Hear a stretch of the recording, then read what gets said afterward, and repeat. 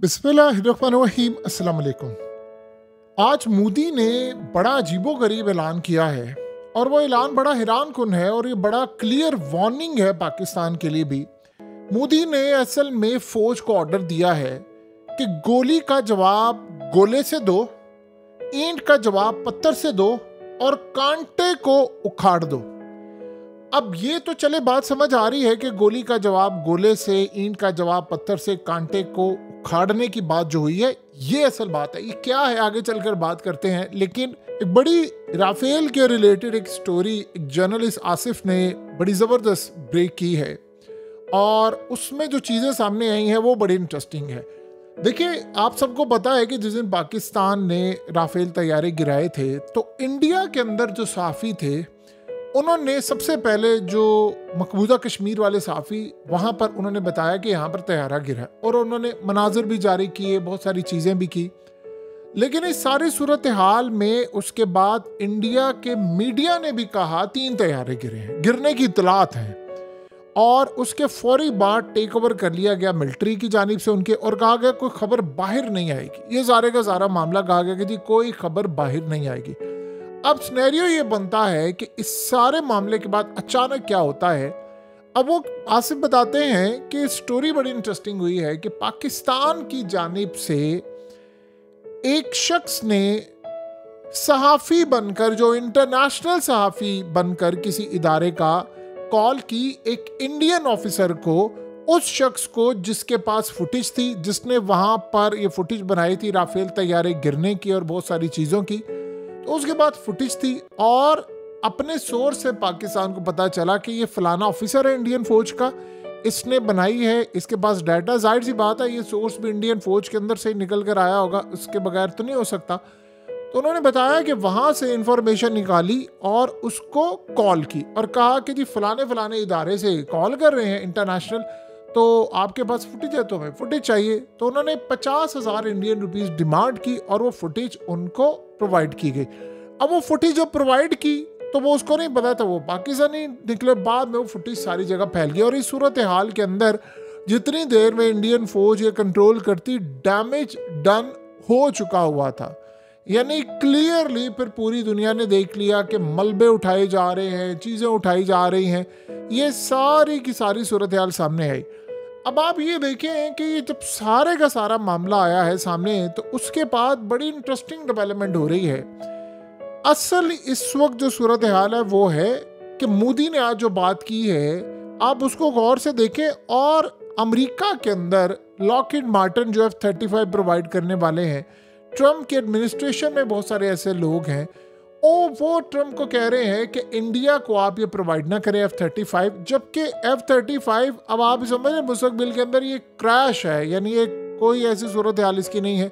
तो इस सूरत हाल में जो सबसे बड़ा मामला सामने आया है वो हैरान कुन है कि वो प्रेशर डाल रहे हैं ट्रम्प के ऊपर कि देखिए इंडिया के जो पायलट्स हैं वो ट्रेन नहीं है। आपको पता है इंडिया को पहले भी आज से कई साल पहले ये बात कही थी, इस तरह नहीं बात कही थी, लेकिन उन्होंने कहा था कि अभी इंडिया इस काबिल नहीं हुआ कि हम उनको F-35 दें। ये आज से 5 साल पहले की बात है।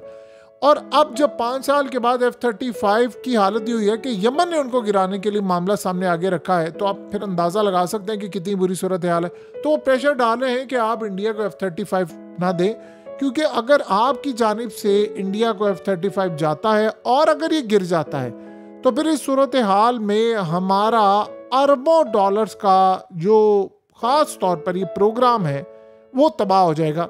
यानी अगर किसी भी वजह से, देखिए पाकिस्तान के पास टेक्नोलॉजी तो आ चुकी है, आगे राफेल तैयारे हो, F-35 हो या कुछ भी हो, हम गिरा देते हैं। यानी आपके पास गिराने की टेक्नोलॉजी होती है तो फिर आप कोई भी तैयारा ले। और ये बात ज़हन में रखिए, जो राफेल तैयारे हैं वो 2 गुना कीमत पर लिए हैं, जो F-35 की कीमत है उससे डबल कीमत के है। तो यहाँ से आप अंदाज़ा कर ले वो ज़्यादा किस लेवल के स्टेल्थ फाइटर था, हमने वो गिरा दिए। तो बाकी सूरत हाल तो आप सब अच्छी तरह जानते हैं। अब ये जब सारे का सारा मामला आया है तो उससे आपको एक चीज़ बड़ी क्लियर हो गई है कि मोदी तो तबाह हुआ है।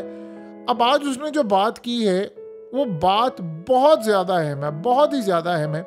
उसने अपनी फ़ौज को ऑर्डर जारी कर दिया है कि गोली, जब अब तुमने जवाब जिसका देना है गोले से देना है। यानी अब उन्होंने कहा है कि अगर कोई भी इंडिया की सरजमीन पर हमला हुआ, चाहे वो LOC पर हो, कोई दहशतगर्दी का वाकया हो या कोई और हो, तो आपने अगले घंटे का भी सोचना नहीं है, आपने उसी वक्त जवाब देना है। गोली का जवाब गोले से देना है। और गोले से मुराद ये है कि उन्होंने कहा कि कम से कम 10 से 15 गुना जवाब देना है और इमीडिएटली बस आप फ्लाइट्स कैंसिल करें, आपके पास एक नोटिस जारी करें जो फ्लाइट्स उड़ने वाली है, यानी 1 घंटे के अंदर अंदर आपने जवाब दे देना है पाकिस्तान को या 2-3 घंटों में, लेकिन इंस्टेंट जवाब देना है, इसके अलावा कोई सूरत हाल सामने नहीं आनी। और कहा कि ईंट का जवाब पत्थर से, यानी बहुत बड़ी लड़ाई। लेकिन जो अगली सूरत हाल है वो बड़ी हैरानकुन है और वो मोदी ने कहा है कि कांटे को उखाड़ देना। कांटे को उखाड़ देने का मतलब है कि आपने अब इनको जड़ से उखाड़ कर मार देना है और इस सूरत हाल में हमें लड़ाई करना पड़े, हमें तबाही करना पड़े, फौजें उतारना पड़े, उतार दे। आपको पता है मोदी इस वक्त क्या कर रहा है? वो रोड शो कर रहा है इस वक्त। वो गुजरात और दीगर जगहों पर, हत्ता कि गुजरात में आपको पता है कि वो CM था और उसकी आज भी पॉपुलैरिटी उरूज पर है गुजरात में।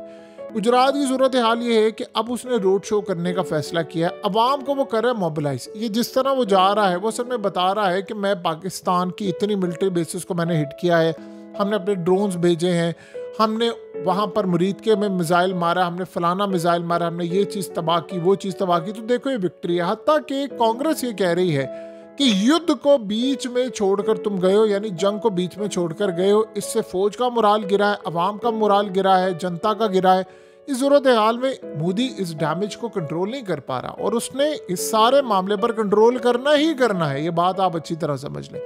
यानी इस सारे मामले में कंट्रोल करने के लिए उसके पास एक ही रास्ता है, वो है अटैक करना, हमला करना। तो वो ये काम करने के लिए जा रहा है। बहरहाल इस सारी सूरत हाल में एक बात तो तय हो गई है कि ये लड़ाई अब उन्होंने करनी है और अब मोदी कर ये रहा है कि एक तो उसने फौज का ऑर्डर जारी कर दिया है कि अब गोले से जवाब देना जितनी जल्दी हो सके। एक तो ये मामला है। दूसरा मामला ये है कि वो तैयारी के मराहिल में है कि उन्होंने पाकिस्तान के खिलाफ एक बहुत बड़ा इकदाम करना है और इंटरनेशनल सतह पर जो डेलीगेशन भेजे थे वो सपोर्ट हासिल करने के लिए अब वो असल में अगले लेवल पर काम करे। और देखिए जिस तरह मामला ये हुआ है, फ्रांस का डेलीगेशन जो आया है इंडिया के अंदर और उस डेलीगेशन से उन्होंने बातचीत की, जाहिर सी बात है मलबा इंस्पेक्ट करने के लिए आए हैं, बहुत सारी चीज़ें हैं, उनकी आर्म फोर्सेस के लोग हैं, उनके एक्सपर्ट्स हैं, फोरेंसिक लोग हैं, सारे लोग आए हैं और मोदी उनसे कह रहा है कि हम आपसे तैयारी खरीद रहे हैं, आप हमें बताएं कि कहाँ पर फॉल्ट आया है, कहाँ इशू आया है, ताकि हम पाकिस्तान से जब लड़ाई करें तो अगली दफ़ा हम इसका काउंटर करें। अब फ्रांस इस पर काम करेगा। अब जाहिर सी बात है वो कोशिश करेंगे कि क्या मामला होता है क्या नहीं होता।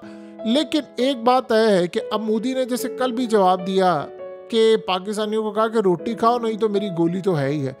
यानी ये कभी भी कोई प्राइम मिनिस्टर इस तरह की गुफ्तगू करता ही नहीं है। जंग में भी आप नहीं करते। यानी आप सोचे ना, अवाम से आपका क्या ताल्लुक है? रोटी खाओ नहीं तो गोली तो मेरी है ही है। यानी जो कर रहे हो तो चुप करके करते रहो, वरना सीधी सीधी गोली है। अब इस सूरत हाल में वो पाकिस्तान के खिलाफ ये जो इतने इकदाम कर रहा है उसने असल में तैयारी करी। देखिए वहाँ क्या तैयारी हो रही है कि हमने पाकिस्तान पर ड्रोन्स मारे, ड्रोन्स गए और वहाँ पर जाकर हमने देखा उनकी वीकनेस क्या है, हम अगली दफ़ा मिसाइल मारेंगे, हम अगली दफ़ा कहाँ पर हिट कर सकते हैं। देखिए इस दफ़ा उन्होंने जो काम किया है, अगली दफ़ा उनकी स्ट्रेटजी बिल्कुल अलग होगी। ये बात आप ज़हन में रखिएगा। एक साथ वो ड्रोन्स मारेंगे, एक साथ वो मिसाइल मारेंगे, एक साथ वो अटैक करेंगे।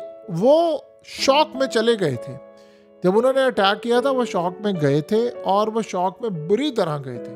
वो किस तरह शॉक में चले गए थे कि पाकिस्तान ने राफेल तैयारे गिराए। अगर उस वक्त पाकिस्तान ये तैयारे ना गिराता तो आप ज़हन में रखिएगा कि आज सूरत हाल बिल्कुल अलग होती, आज मामलात बिल्कुल अलग होते। यानी इस वक्त इंडिया आ रहा था बड़ा हमला करने के लिए, उन्होंने उस वक्त फ़ौज भी उतारनी थी, राफेल से हमला भी करना था और अपनी फ़ौज को ऑर्डर जारी कर दिया था कि ये मामलात करने। इसीलिए तो निर्वाणे ने ये बात की थी, आपको याद होगा, उसने कहा था पिक्चर अभी बाकी है हमले के बाद। वो स्टिल अभी तक बाकी है और ये बिलीव करते हैं ये मामलात बाकी है। लिहाजा इस सारी सूरत हाल के अंदर एक बात आप अच्छी तरह समझ लें कि इस वक्त हालात जो भी हों, अगली दफ़ा वो मज़ीद पॉलिसी बनाएंगे और वो बिलीव करते हैं कि अगर हम ड्रोन से अटैक कर सकते हैं, अगर हम मिसाइलों से अटैक कर सकते हैं तो ये हमारे लिए ज़्यादा बेहतर है एज़ कम्पेयर टू कि हम राफेल किसी भी सूरत इस्तेमाल करें, वो तब इस्तेमाल करेंगे जब उनको इस बात की श्योरिटी होगी कि टेक्नोलॉजी का इस्तेमाल नहीं किया जाएगा, रेडार सिस्टम जाम नहीं किया जाएगा। और ये भी पॉसिबिलिटी है कि अगली दफ़ा वो कोई वन वे मिशन के लिए भेजें कि भाई जाओ और बस हो सकता है तुम्हारी वापसी ना, कोई हमला करके आओ। इस तरह की सूरत हाल वो कोशिश करेंगे। बहरहाल आने वाले वक्त के अंदर उन्होंने तैयारी पूरी की है। उनके साथ जो हुआ है वो उनके लिए भी बड़ा मसला है, लेकिन जंग से वो रुके हैं ये नहीं हो सकता। ये आप ज़हन में रख लें, वो रुके नहीं हैं, पॉज किया है और वो पॉज कहते हैं हम ख़त्म करेंगे।